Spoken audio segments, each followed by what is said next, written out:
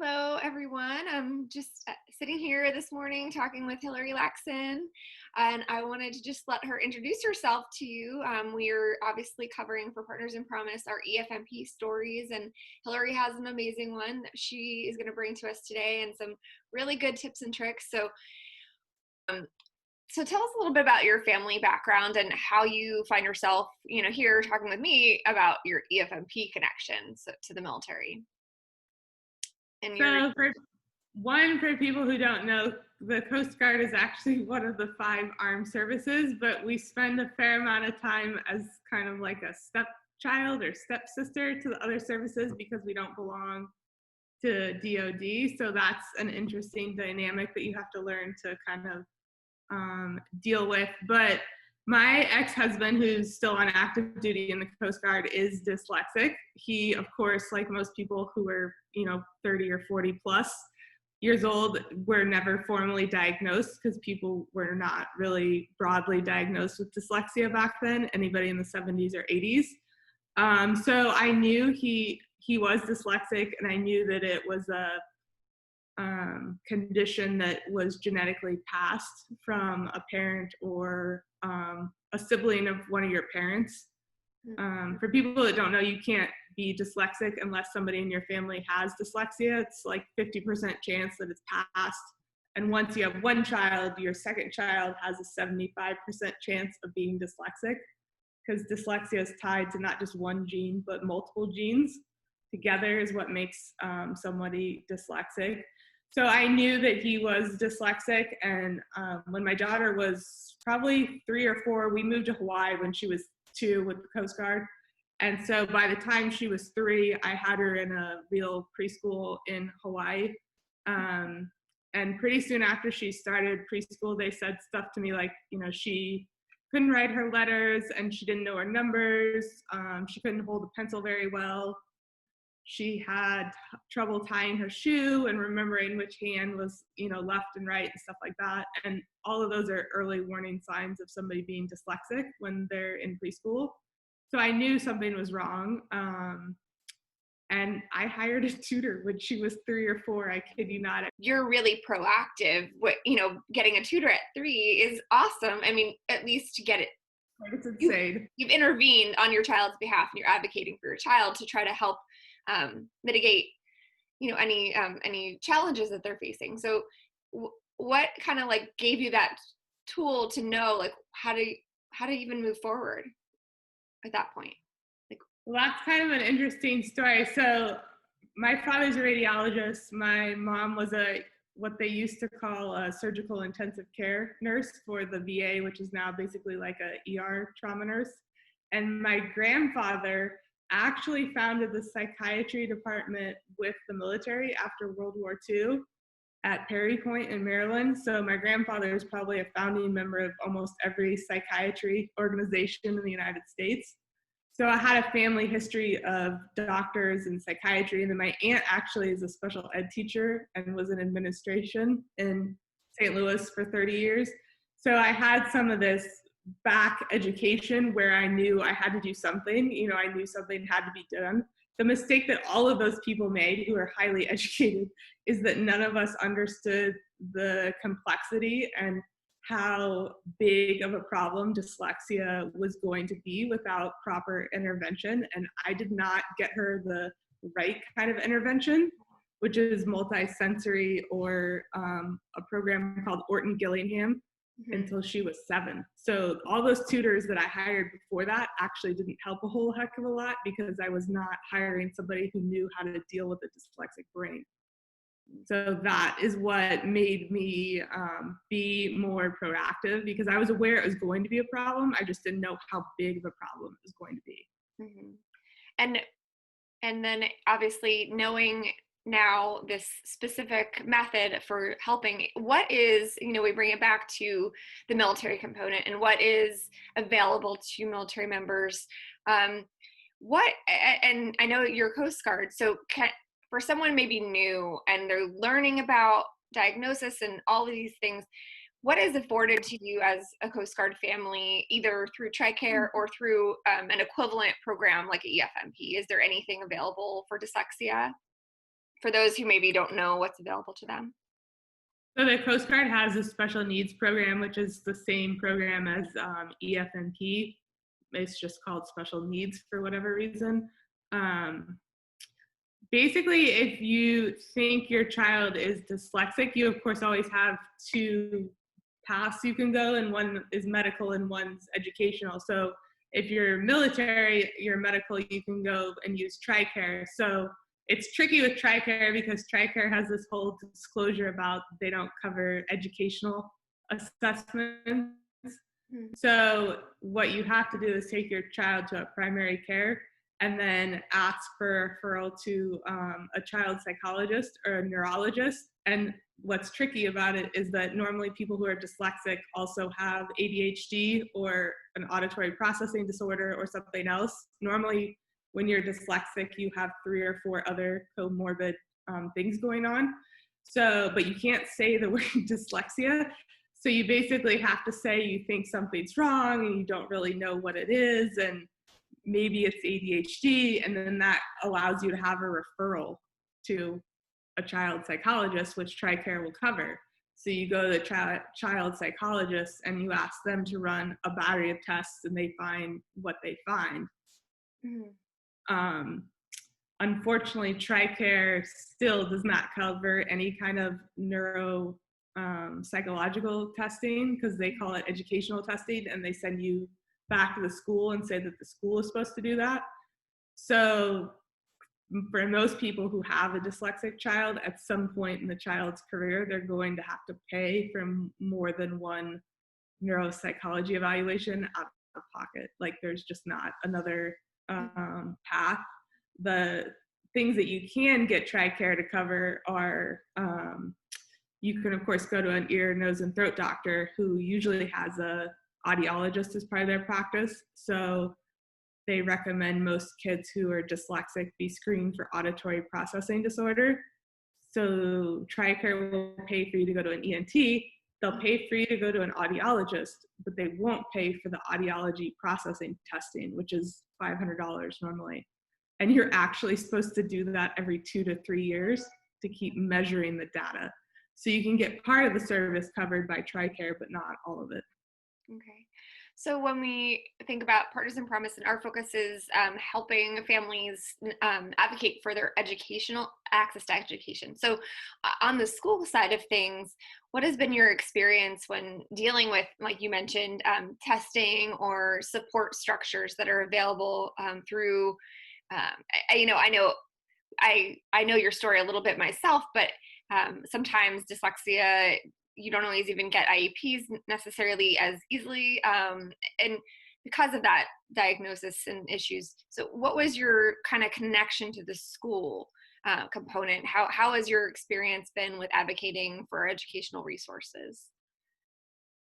So when we actually lived in California after Hawaii from 2011 to 2019, and for people that are not as aware of what dyslexia laws are as far as state laws versus federal laws, California has like the worst dyslexia law in the country. It really only says that they recognize dyslexia, and they made this really nice handbook, and that's about it. For most kids who need special reading intervention for dyslexia, like in California, you're going to have to go hire an advocate or an attorney, which is why the stuff with Partners in Promise is so awesome, because in California, you won't get that kind of service without an advocate or an attorney involved. They don't do it because they don't have the steps that they do in other states. I now live in Georgia, and Georgia passed a dyslexia law in May of 2019, which not only created a dyslexia handbook, it made a dyslexia endorsement for a teacher. So once you're a special ed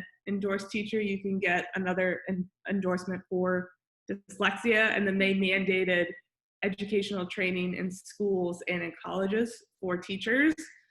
So my experience in California was, one, I did not understand the gravity of, she has severe dyslexia, so there's 4 levels, mild, moderate, severe, and then profound. So she's severe. in California, I could not get any services from her school. If I knew what I know now, I would have hired an advocate or an attorney. Is there any reason why, that service wouldn't be provided to all students? If they're then, I assume that I know the IEPs are very specific, and like you said, there's multiple diagnoses associated with each child. Right. With dyslexia, it's really one-on-one. The bare minimum that they recommend for dyslexia intervention is 2 hours a week using an Orton-Gillingham or multisensory program, one-on-one. So that means if you're in a school and there's 6 kids who are dyslexic that are supposed to be getting services, if we took all 6 of those kids and put them with one teacher at the same time, that would actually mean that those 6 kids had to sit with that teacher 12 hours a week. So you start to see why it doesn't make sense to make 6 kids go spend 12 hours doing something that they could spend 2 hours doing, and it would be more effective. And so that is why you don't see a lot of like broad dyslexia services.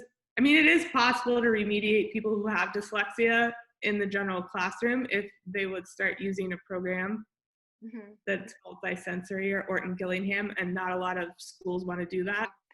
So when it comes to, so we covered the Tricare piece of, how you can advocate for yourself on that end. When it comes to the school side, have you found any techniques that have worked better in either trying to find a collaborative solution, or have you had to go, kind of the more muscle route? how have you found success trying to get services offered through the school system? Well, one, so people understand, I actually went to paralegal school after college, so I have a fair amount of legal background. I spent a lot of time in different kinds of law that's tied to medical records just because of what I grew up around. So with schools, it's hard because I'll give you a better example. A better example is I moved to Georgia, right? And about 6 months after I'd been here, I have a private tutor that I've had for years using a dyslexia reading intervention program because I wasn't getting that in California from school. And so at one point, my tutor told me that my child was having trouble comprehending reading. That's the way she worded it. And so I wrote a parent concern letter to school saying I wanted further testing done because my child did not comprehend reading. And this is where, if you're active duty, you get smart and you figure out how to manipulate the system, because at the same time that I wrote and asked for this additional testing and screening for more services at school, I also at the same time went to my pediatrician and I asked for another referral to an audiologist, and I asked for a referral to a speech language pathologist, and both of those things Tricare will cover. And so to tell people the difference of what you get from one versus the other, I got services from Tricare in 6 weeks. And by the time the school was done with all their testing and all this other nonsense, I kid you not, it was December of 2019. So it took them 6 months to do what Tricare did in 6 weeks. So when you can figure out how to get stuff from Tricare for whatever your medical issue is, even if it's not dyslexia, you're going to get services a lot faster than you are from a school. And in general, the care is better. Yeah. And I think, it speaks to the model of the school districts, where if you are a permanent resident of one location and you work collaboratively, and you can wait maybe that time, maybe depending upon the situation. I know that there's ongoing testing that has to happen and then you're waiting each time, but if you stay in one area, that process might be less disruptive. But when you're a military family who needs to have services like almost immediately because you just got there and then you need to move again in a year and a half or something like that, you really are put in a situation where that model of how the process works for the average family doesn't work for military families, especially. I don't know if that's been your experience as well, but we always try to think of putting ourselves in the school district shoes, because we know that they have a lot of demands and they're underfunded for IDEA, and there's tons of hurdles. So how can we come up with solutions to these problems that can help our families? To be brutally honest and full disclosure to people who have dyslexia, almost everybody I know who has dyslexia, if they can afford to, not only has private, has school intervention, but they hire a private tutor. And Mm-hmm. so if you're military, my best suggestion is once your kid is 7 or older, try to hire somebody who's remote or, works on Zoom like we are, because no matter where you go in the whole world, you can keep using the same tutor and the same program. You don't have to start over. And obviously, a lot of people do not have the money for that. Mm-hmm. But that's one of the best ways to remediate, a dyslexic child is with the private intervention. And it's not forever. Most dyslexics can be remediated in about 2 years.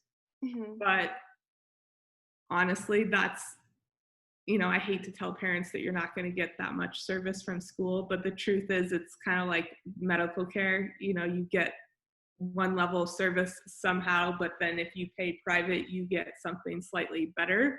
Mm-hmm. So for you, it sounds like it just has worked out better for your family to have that continuity of care, I would say, through having that tutor over the long haul and kind of providing that consistency. Yeah, so I used what I learned growing up around medicine to figure out how I could methodically try to remediate this as fast as possible. And she didn't get one-on-one intervention for dyslexia in any public school until 7th grade in Georgia. And it was only because I had an advocate, and it was because the law had passed and because her case was more severe. So I didn't even have reading intervention in California. I couldn't get it.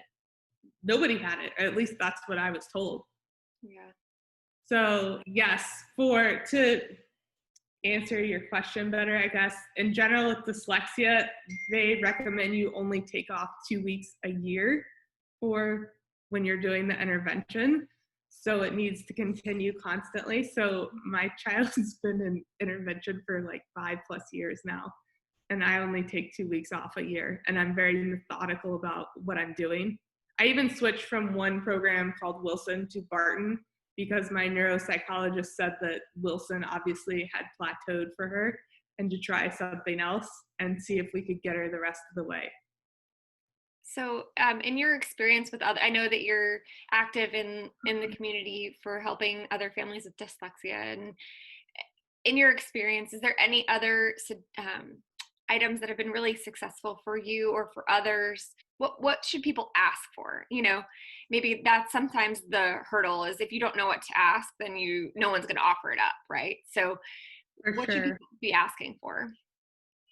So first of all, some people think they're dyslexic, but they don't have a diagnosis, right? So you will not get services from whatever you're trying to get from Tricare or from the school without a diagnosis, really, honestly. So doing whatever you have to do to get a diagnosis. If you, since Tricare won't cover some of that, sometimes you can go to whatever university is around where you are, and they have graduate students who will test for that kind of stuff for a way reduced rate because it's a graduate student doing it as part of their PhD work.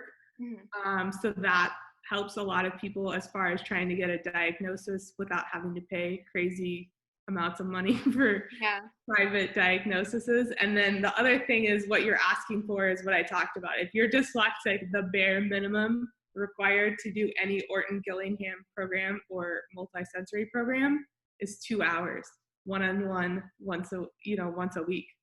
So that's what you start with. And if you're way behind, a grade, 2 grades, 3 grades, some kids go 4 or 5 times a week for an hour. So that's really what they're asking for. Yeah. Well, is there any other suggestions? I don't want to be sure we cover everything, because I know, and as we've talked to so many different people, we want to focus on how we can learn from each other's stories. Right. And obviously you come to this conversation almost, it feels like I'm interviewing someone who is not personally connected to it, because you're just so professional about the methods that you have for your family. But can you share any anything that you'd like as far as your personal story and what you've learned from this process? What I tell people a lot is that the whole special ed thing, or the whole having some sort of complicated medical issue, it's kind of like, I hate to compare it to this, but since we're in the military, people will get the analogy. It's basically a war, right? And so every day is kind of like a battle, and you have to choose which battle you're going to fight and which one you're going to say, this one today I'm going to leave it alone and keep walking, because you have to, get forward towards the end. And it's a good analogy for people in the military, because they can understand, like, you're not going to wake up one day and I snap your fingers and you're not dyslexic anymore and you're like fixed like that. Dyslexia specifically is a lifelong condition. So for her, I think my biggest message to people is to just keep talking to anyone who will talk to you about their story or what they figured out with their child. Because for me, what people missed with my child was that she had a receptive expressive language disorder. Because my child, like most dyslexics, are high IQ, no one noticed that she wasn't really processing language. So she didn't see a speech language pathologist until 7th grade. And that was part of the struggle with her, is that she had a low working memory, and then she had the language thing, which, to give people an example of like what that means, it's like sometimes she doesn't know vocabulary words, like she forgets they exist. But if you ask her, well, what does blank word mean? She can tell you. Mm-hmm. But she might not necessarily be able to tell you all the similar words related to like boat or ship or something like that, because she forgets they exist because of her memory. And that's probably a harder component to work with than the actual dyslexia. But I think in hindsight, when she was 7 or something, I knew she had ADHD. I knew my ex-husband had ADHD. And she would scream and like cry all the time and like throw everything around. I could never get her to clean her room. Like her frustration level since she was an infant has been, or her frustration tolerance has been almost none. So like when she's frustrated, it's like full blown, kind of gone real fast. Mm-hmm. But I did not know at the time that any of that had to do with the processing problem. I didn't really understand how all those things working together were causing so many issues. I mean, to give people an example, like with most kids, you say, oh, go clean your room, right? And they go clean their room. But with somebody like her that doesn't have executive function, and this is going to sound insane to people who don't live with somebody like this, but it literally starts with, okay, go take all the dirty clothes and put them in the hamper. Okay, now take all the clothes that are hung up and put them in the closet. Mm-hmm. And now make your bed. And it's like one step at a time. That's the way their brain works, is that they only do one step directions and they might not remember them all. And it's hard. I think that's probably a bigger hurdle than a lot of the other things, was learning how to break everything down in really small chunks, which makes everybody in your entire family frustrated. Like, I mean, sometimes my new husband and I look at each other and I go, what just happened? Like, I don't even know what just happened.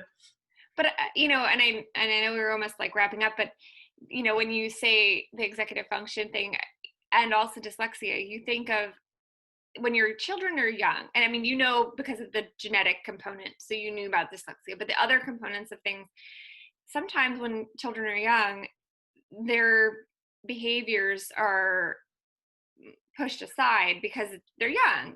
Like, at what point is them not listening to instruction something that is a red flag, and when is it something that is tied to their age, and I think that that's something that pediatricians and doctors, they're like, oh, we'll see how it goes, we'll keep an eye on that, and it comes down to the parental side of like that gut feeling of like, this is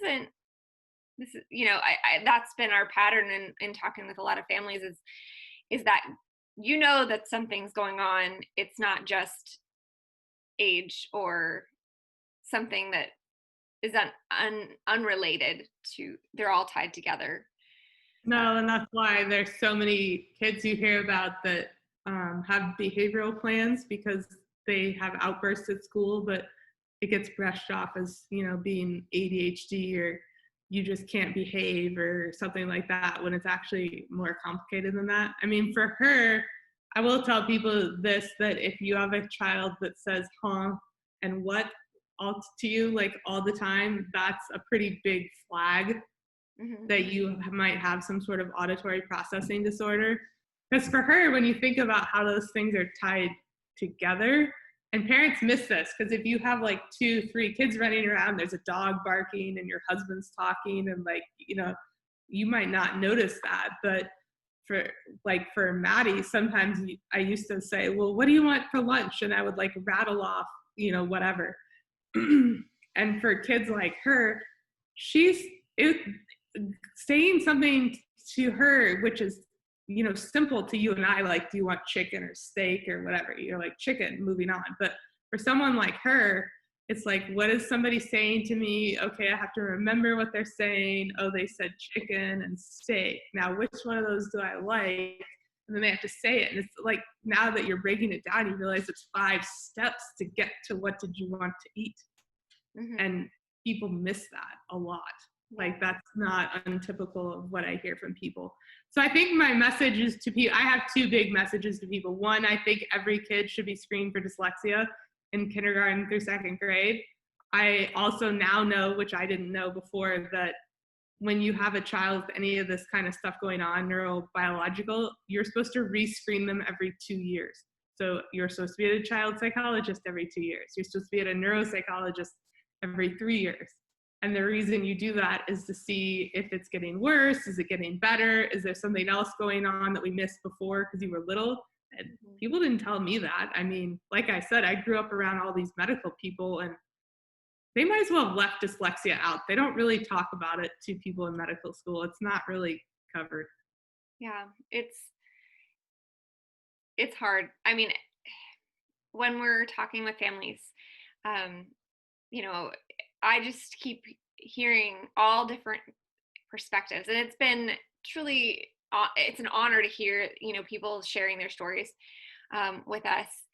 But everyone is so different, and every solution education plan is different. Every Mm-hmm. ability to cope with it as a family is different. And the thing that I keep coming back to is with the military, um, every one of us has been asked to do something that we didn't think we could do before. And I think that is you look at some family members and you're like, you're a saint. How do you manage all of those things, and the multiple children with IEPs and multiple deployments and in with COVID and all the things? It's that we're very resilient and strong, but we also are intense advocates for our families, and especially our children. So I really thank you for sharing your journey with us and what you've learned, which is so immense. I hope that you continue to share with us and give us tips and tricks so that we know that our families who have dyslexic children who can come to us and we can provide some insight and resources. Anybody ever has a question, I just wanted to tell people my door is open. I run a group called the Dyslexia Life on Facebook. I'm happy to answer anybody's questions that ask me about how they did this or what they should do if they have this test or that test or anything like that. So the door is open if people want to ask me anything else. Yeah, and definitely connect with Hilary and connect with Partners in Promise as we're looking towards advocating for change with the EFMP program. And although the progress we're making right now doesn't yet affect Coast Guard, it is on our legislative agendas to ensure that Coast Guard families also receive the equal coverage that our families receive. So thank you, Hilary, for taking the time to talk with us today and for being a resource to our families. We really appreciate it. And I'm sure we'll continue this conversation online. So just stay in touch, and thanks for joining. Bye, everybody. Bye. Thank you.